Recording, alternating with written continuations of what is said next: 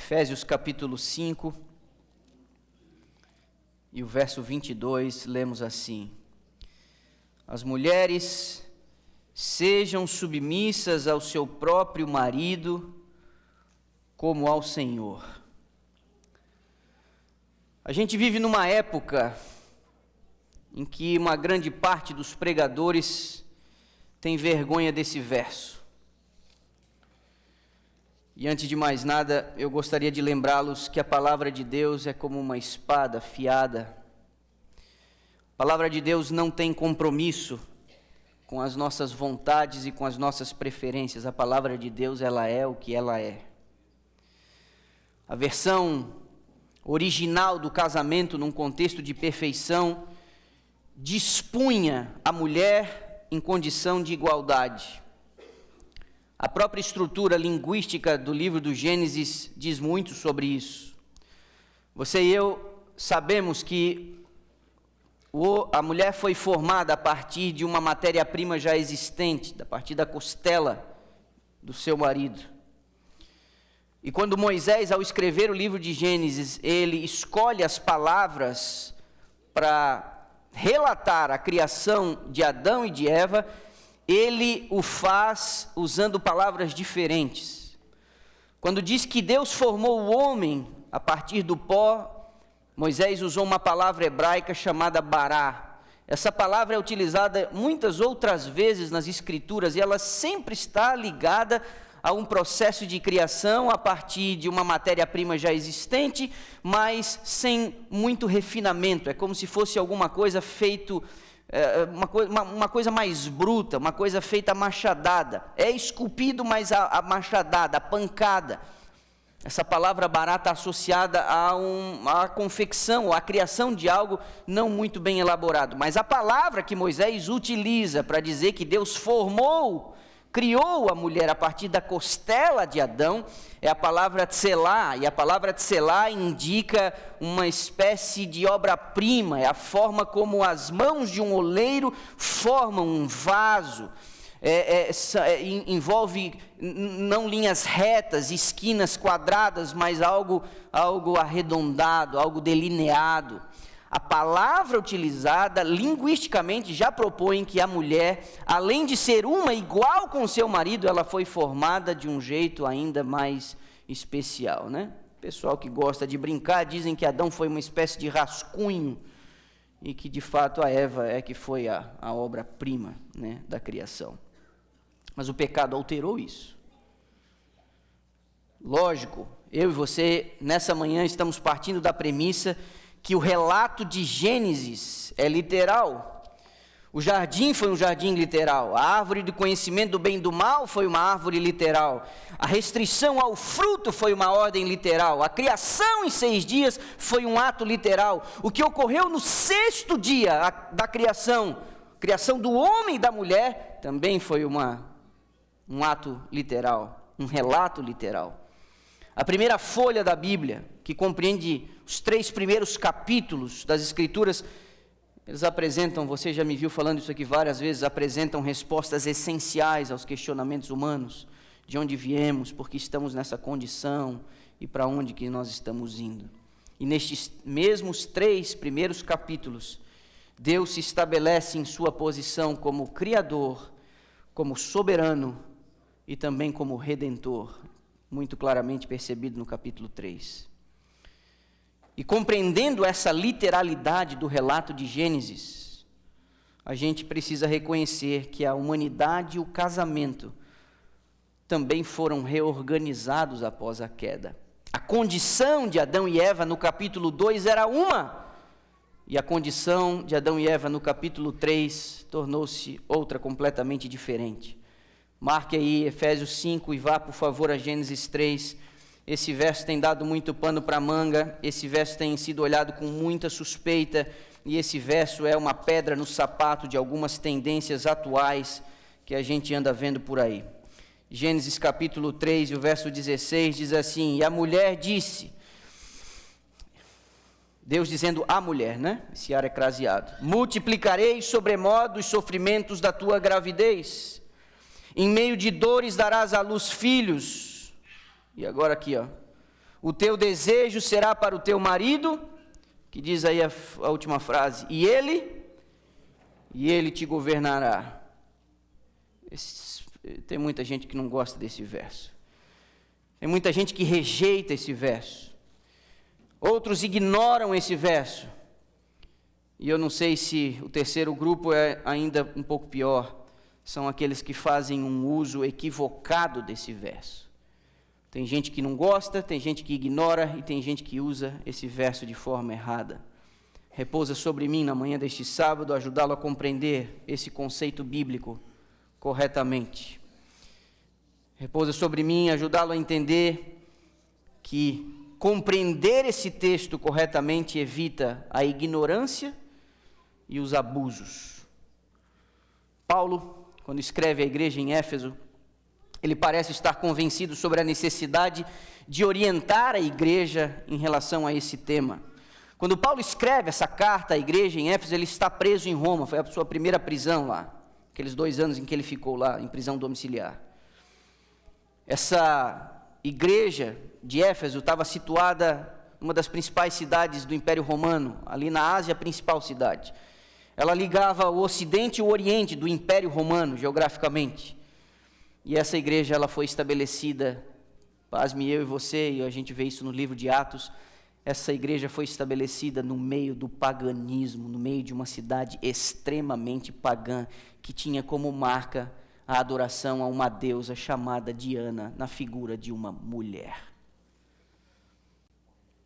A chave para nós interpretarmos, para nós termos uma boa compreensão de que homem e mulher se estabelecem como uma referência da relação entre Cristo e sua igreja, está nessa carta de Paulo. Rejeitar por algum motivo o que Paulo disse no primeiro verso que lemos, mulheres, sujeitai-vos aos vossos maridos, é rejeitar a própria Escritura, porque isso está para além de qualquer outra interpretação. Eu vou repetir, a Bíblia nunca se propôs a ser popular. A Bíblia não busca levar os seus leitores a concordar com ela. A Bíblia unicamente expressa a vontade de Deus. E tentar atribuir um novo significado à Bíblia acaba por distorcer o seu conteúdo. E sobre essas tentativas, tanto Paulo quanto Pedro dizem alguma coisa em algum momento. Paulo, numa carta que ele escreveu a Timóteo, ele disse que no fim dos dias surgiriam mestres segundo as suas próprias cobiças, e teria gente para seguir estes mestres, gente que tem coceiras nos ouvidos, gente que se recusarão a ouvir a verdade, entregando-se a fábulas. Ele disse isso na segunda carta a Timóteo. Pedro, em algum momento, disse que ignorantes e instáveis deturpariam as Escrituras para a própria destruição deles. E eu vou dizer a você, mesmo correndo o risco de ser impopular, mesmo entendendo que esse é um discurso contrário às tendências atuais, mesmo eu sabendo que entre colegas, pastores, que se dizem cristãos, fazem lobby para poder agradar a sua audiência, nessa manhã eu vou pregar o que a palavra de Deus diz sobre esse assunto. E a palavra de Deus diz sobre esse assunto: mulheres, sujeitai-vos aos vossos maridos. E nós precisamos entender isso.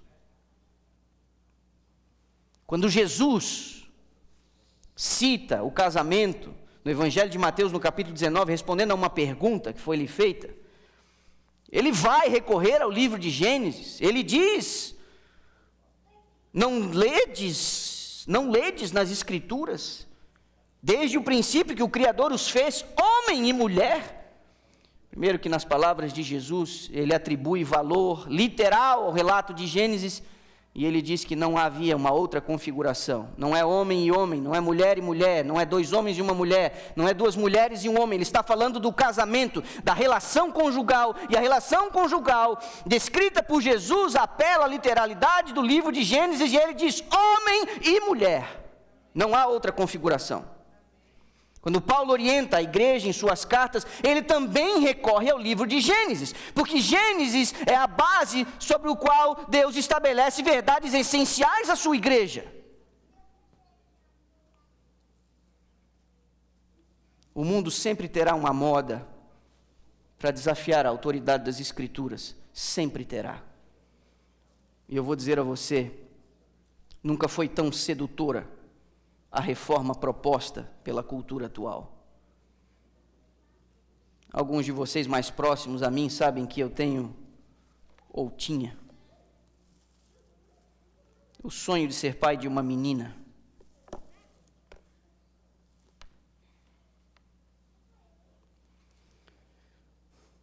Lendo e estudando um pouco, eu tenho percebido que educar filhos tem sido uma tarefa bastante difícil, mas educar meninas parece ser um pouco ainda mais desafiador diante da atual cultura que nós estamos vivendo.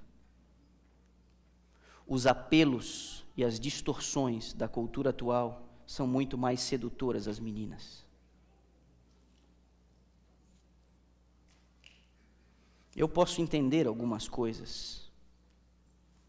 Eu entendo que algumas pautas que defendem o direito das mulheres são legítimas. Não tem apenas fundamento, mas algumas dessas pautas são indispensáveis à ordem social. O mundo veio de um período longo de profundos abusos e ataques contra as mulheres. Mesmo dentro da igreja cristã, usando as Escrituras.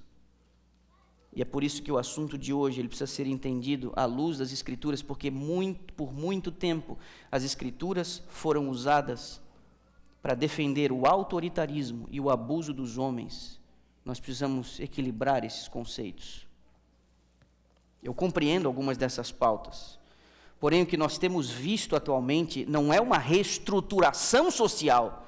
O que nós temos visto ultimamente é uma vingança social.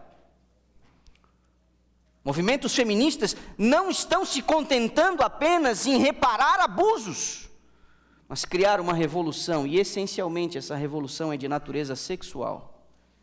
Toda a estrutura familiar está sendo questionada.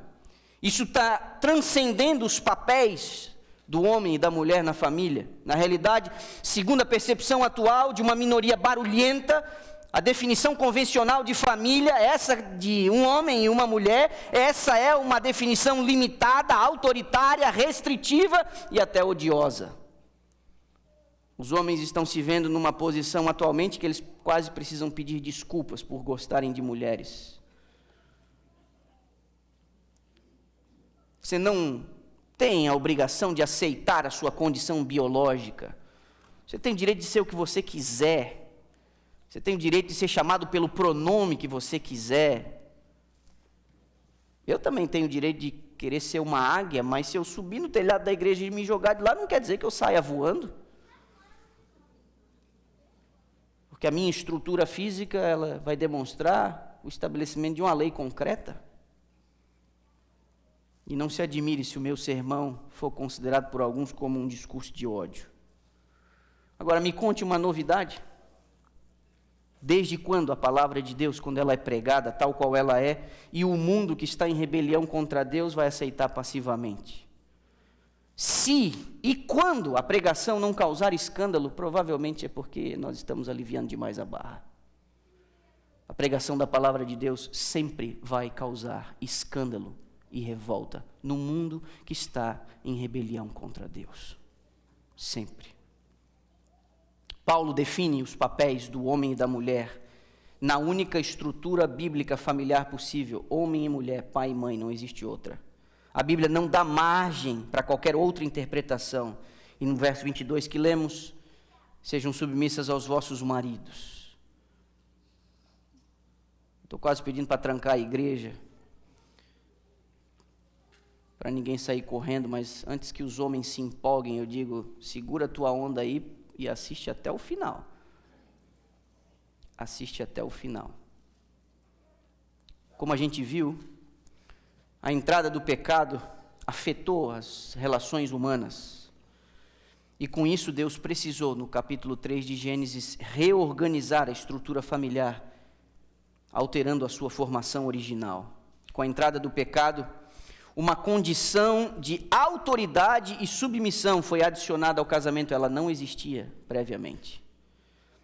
Isso a gente não tem como negar à luz de Gênesis. Contudo, para os que vivem sob a revelação de Deus, sobre os quais a luz do Evangelho já tem chegado há algum tempo, Paulo reafirma isso na sua carta aos Efésios, reafirma essa reorganização matrimonial, mas ele adiciona uma referência a essa relação matrimonial.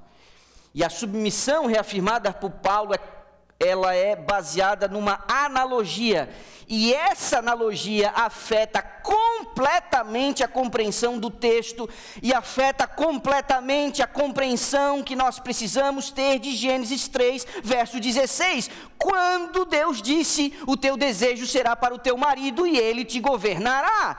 É Paulo, séculos mais tarde, que vai precisar ajudar a igreja a compreender o que isso significa. Paulo usa duas preposições para nos ajudar a compreender, e ele estabelece uma analogia entre o homem e a mulher na figura do casamento. Ele usa uma analogia para dizer como as coisas precisam funcionar, sendo que um está submisso ao outro. E se a gente entender isso, nós vamos sair daqui hoje com uma esperança maior do nosso casamento funcionar melhor. Paulo usa no verso 22, sejam submissas aos vossos maridos, mas não para aí. Ele diz como ao Senhor. Essa preposição como é a chave para a gente interpretar. E ela afeta essencialmente o significado desse verso. Porque essa preposição como significa na qualidade de, com caráter de, na posição de. É isso que a gramática nos ensina. Cristo é a chave para a gente entender essa nova ordem bíblica familiar estabelecida. Se por um lado a condição requerida da esposa está relacionada à sua submissão a Cristo, a autoridade conferida ao marido está condicionada ao papel que ele assume como reflexo de Cristo. Nenhum marido que venha a apelar à ordenança bíblica deveria ignorar a que ela está condicionada. Qualquer cabeça de vento que usar o verso 22 do capítulo 5 de Efésios para dizer que a mulher tem que fazer todas as vontades dele, sendo que ele não cumpre o seu papel de reflexo de Cristo, ele é um tipo de abusador. A submissão da esposa é um direito que o marido tem quando sua postura reflete a pessoa de Cristo.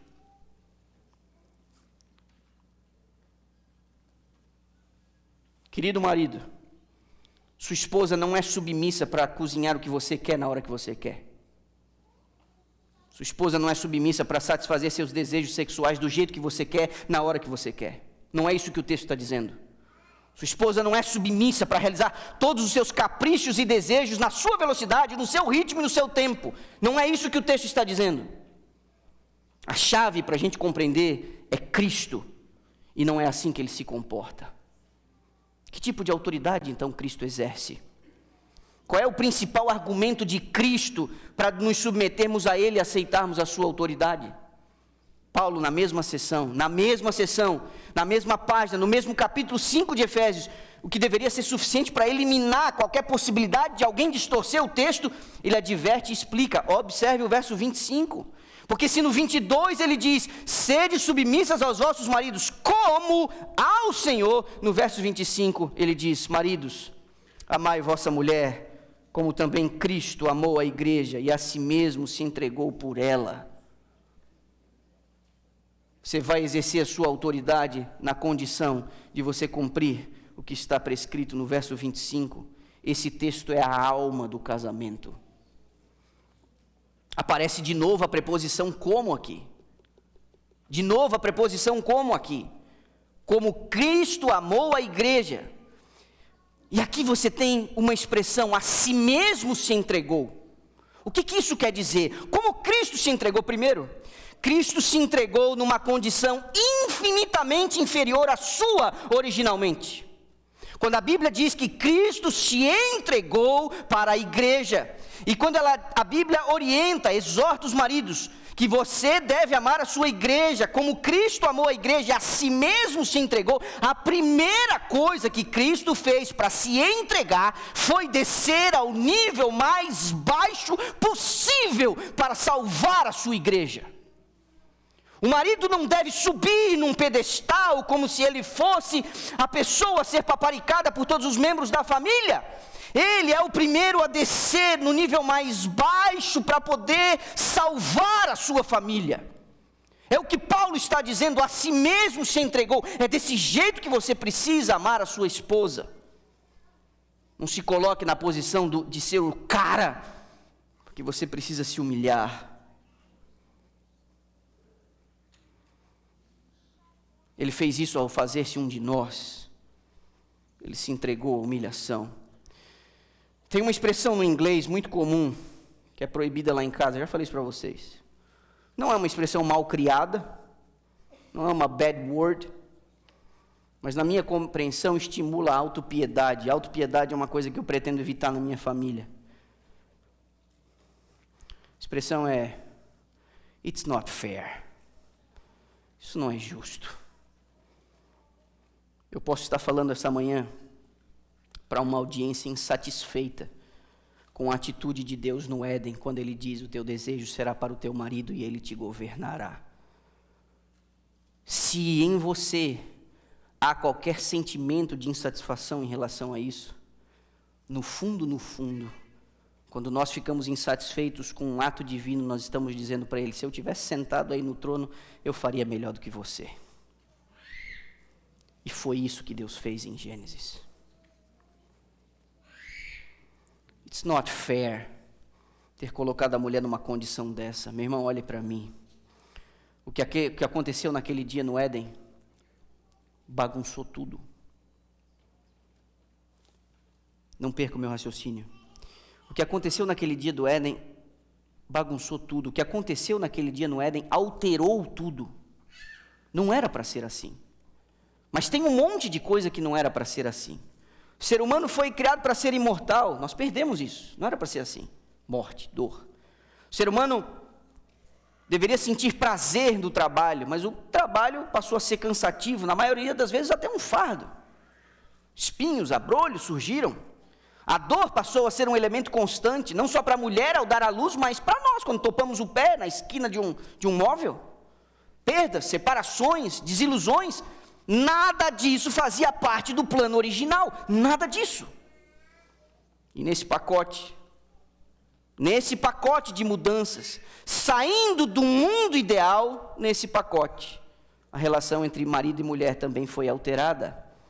Com a entrada do pecado, ela precisou ser modificada. Mas olhe para mim, a chave é Cristo. A chave é Cristo. Quando Paulo diz, sede submissas aos vossos maridos, como ao Senhor, a chave é Cristo. Quando ela diz, marido, amai as vossas esposas, como Cristo amou a igreja, a si mesmo se entregou por ela, a chave é Cristo, a chave é Cristo. E olha só como Cristo, Ele é a chave aqui. Um monte de coisa foi alterada e modificada no Éden. Adão sentiu a mudança na temperatura, ele percebeu que as folhas passavam agora a cair e a murchar, houve uma certa hostilidade dentro do mundo animal, houve uma ruptura na relação com sua esposa, quando eles passaram a colocar a culpa um no outro. Ele viu a maldade se proliferar a partir do seu ato. Mas tem uma coisa que muitas vezes nós ignoramos, que foi alterada com aquilo que aconteceu no Éden. Tem uma coisa. O pecado dos nossos primeiros pais não alterou apenas a ordem familiar, a ordem das coisas aqui no nosso planeta. O pecado de Adão e Eva alterou a estrutura funcional dentro da própria divindade. O estabelecimento do plano da redenção rearranjou a relação entre Pai, Filho e Espírito Santo. Você acha estranho a mulher se submeter ao marido, sendo original e inicialmente igual a ele? Você acha isso estranho? Pois bem, Jesus se submeteu ao Pai, mesmo sendo igual a Ele. Você consegue perceber a profundidade disso? Se eu e você podemos achar até humilhante demais, estranho demais, que a mulher sendo essencialmente, originalmente igual ao marido, com a entrada do pecado, Deus disse, Ele te governará. Deus coloca a mulher numa posição de submissão em relação ao seu marido. Isso foi estabelecido no Éden, é uma ordem primária, é uma reorganização elementar da estrutura familiar que a Bíblia apresenta. Você acha isso um absurdo? Você acha que isso não é justo? Mas perceba como o pecado ele afeta de tal forma a ordem das coisas, que com a entrada do pecado, Jesus Cristo, ele temporariamente, ele se desloca de sua função primária e se submete à vontade do Pai. Essencialmente, Jesus é igual ao Pai. Essencialmente, o Espírito, Cristo e o Pai são iguais, mas com a entrada do pecado, eles tiveram que se reorganizar, assumindo funções diferentes, e o Pai assume a posição de autoridade, o Filho se submete ao Pai, e o Espírito atende os interesses dos dois. Quando Jesus, inclusive, vai falar do Espírito, que é um com Ele em essência, Ele diz, não falará de si mesmo, mas falará tudo a meu respeito. O pecado afetou a ordem das coisas, inclusive no seio da divindade. E você acha que não é justo, porque a mulher foi colocada numa posição de submissão ao homem?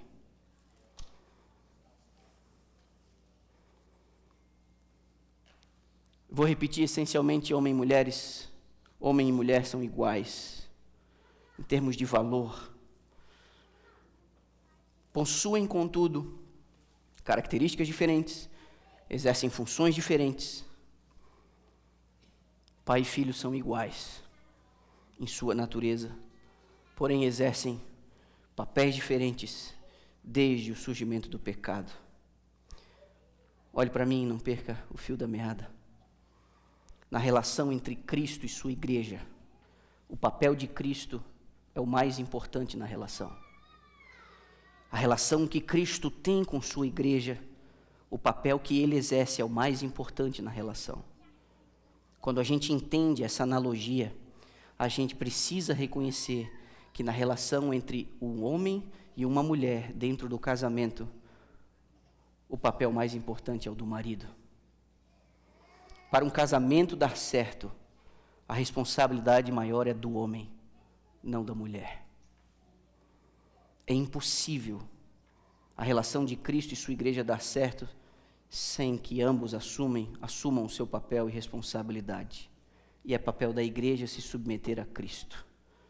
O argumento utilizado por Jesus para Ele requerer de nós essa submissão foi baseado não em sua autoridade nominal, original.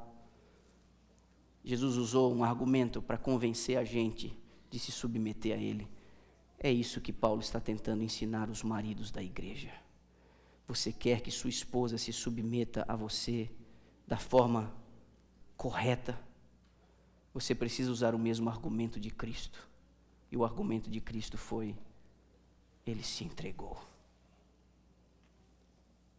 Primeiro, como já mencionei, Ele se entregou se humilhando, fazendo-se um de nós.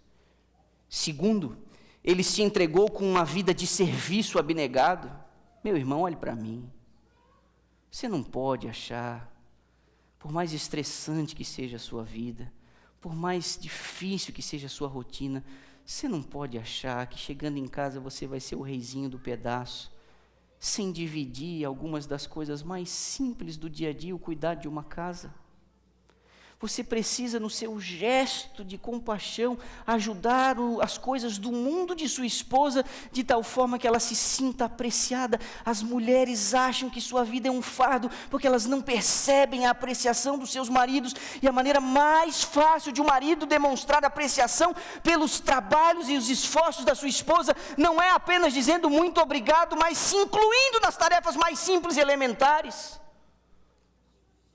Lavar uma louça, varrer um chão de uma casa, trocar a fralda de uma criança, dobrar a própria roupa, Tudo isso é um gesto para dizer: eu valorizo tanto você que eu não quero que você faça aquilo que é possível fazer.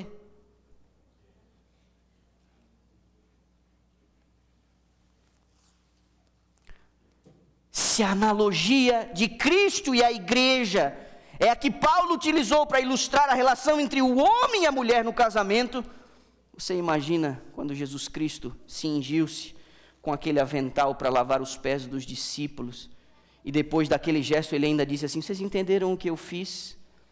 Eu, sendo Senhor e Mestre, vos lavei os pés. Sendo Senhor e Mestre, vos lavei os pés. A si mesmo se entregou. Homem, marido, você precisa cingir-se com um avental, descer do seu pedestal e se entregar por sua esposa. É egoísmo você achar que tudo gira em torno das tuas vontades e dos teus caprichos. É egoísmo. Isso não é reflexo de Cristo. Não exija a submissão dela se você não estiver disposto a assumir o seu papel como reflexo de Jesus Cristo. O argumento de Jesus: primeiro, ele se entregou fazendo-se um de nós. Segundo, ele se entregou servindo a igreja. Terceiro, ele se entregou derramando o próprio sangue. Que amor é esse que você tem por sua esposa? Você tomaria uma bala por sua esposa? Você se entregaria por sua esposa? Cristo se entregou derramando seu sangue. Não pense duas vezes entre fazer a sua vontade, entre fazer a sua vontade e demonstrar compaixão por sua esposa. Não pense duas vezes em refletir as características de Cristo, se entregando em favor dela. Amor gera amor. Amor desperta amor. O amor tem bons olhos. Mas nós estamos vivendo numa sociedade tão egoísta, que eles estão dizendo: se eles não estão te valorizando direito, se esse casamento já não atende mais os seus anseios, parte para outra. Ninguém mais sabe qual é o seu papel. Esse coração egoísta, orgulhoso, é alimentado por uma cultura que diz: você tem o direito de ser feliz. Por isso, tem muita gente tentando ao longo de toda uma vida, sem reconhecer que o problema está com ele. Eu quero encerrar. Homem, marido, pai, você precisa assumir o seu papel. Você precisa ser um reflexo de Cristo, estar pronto a se entregar, descendo do seu pedestal, servindo com dedicação e se sacrificando em favor de sua casa. Minhas amadas mulheres, meninas, senhoras, mães, esposas, não é uma questão de capacidade, mas de necessidade essa reorganização familiar. Não se sinta inferiorizada. E o meu sincero desejo é que você se sinta amada não menos do que você precisa pelo seu marido. Todos nós estamos sob a autoridade de Cristo. Não caia na besteira de acreditar no que estão dizendo por aí. O diabo tem na agenda dele a destruição da família. O maior argumento em favor do evangelho é uma família bem ordenada. Se ele conseguir destruir a sua família, ele vai trazer vergonha ao Cristo que você serve. Se ele conseguir destruir teu casamento, ele vai conseguir trazer vergonha a esse Deus a quem você serve. Não permita isso. Eu quero fazer um apelo a vocês. O apelo está ligado aos cultos de domingo. Me dá um exemplar desse daí, por favor.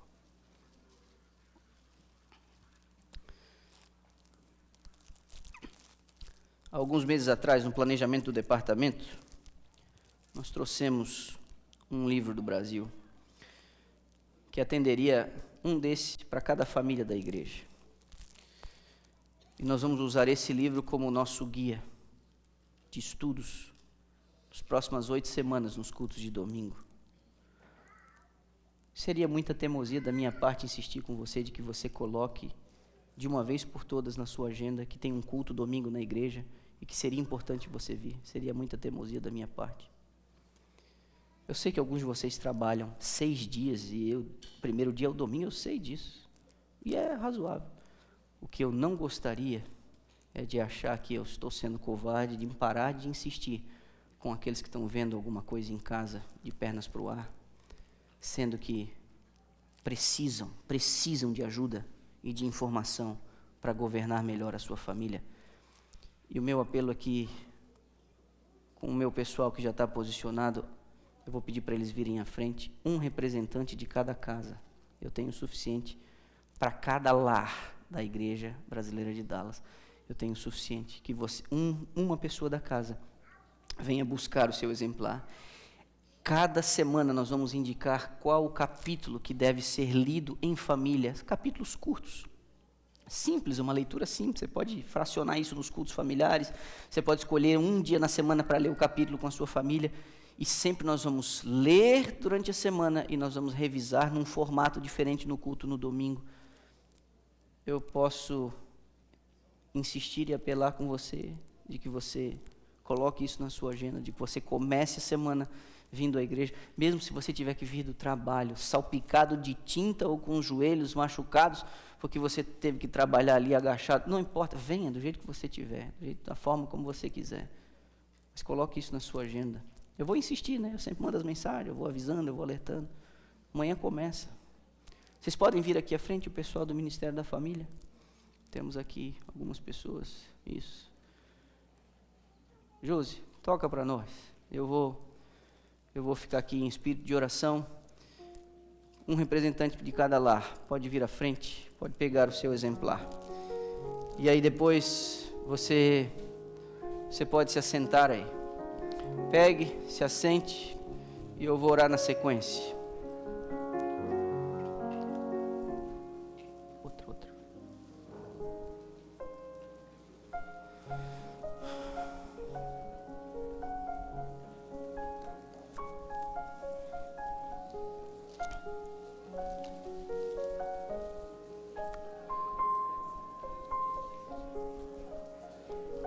A igreja pode criar os eventos, a igreja pode ter as iniciativas, mas no fim das contas, você é o árbitro do seu destino. A última palavra é sua a última palavra. Está sendo planejado, está sendo organizado, tarefas estão sendo distribuídas, um formato está sendo repensado, mas você precisa vir.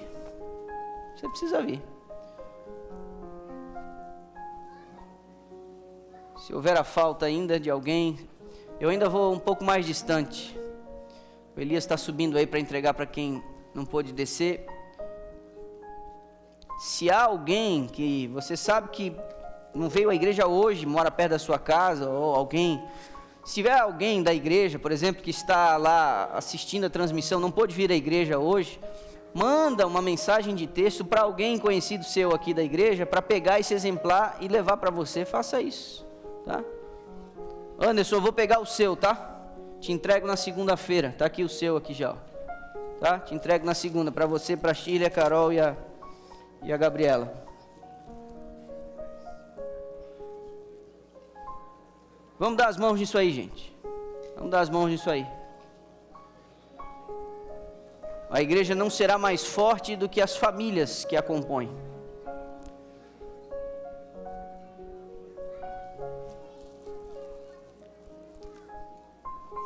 Eu me despeço de quem está nos acompanhando na transmissão. Vou pedir para a Adele para poder cortar a transmissão, porque o que eu quero falar agora, eu não quero que seja transmitido. Deus abençoe vocês, um ótimo sábado. Assim que cortar, aí me avisa.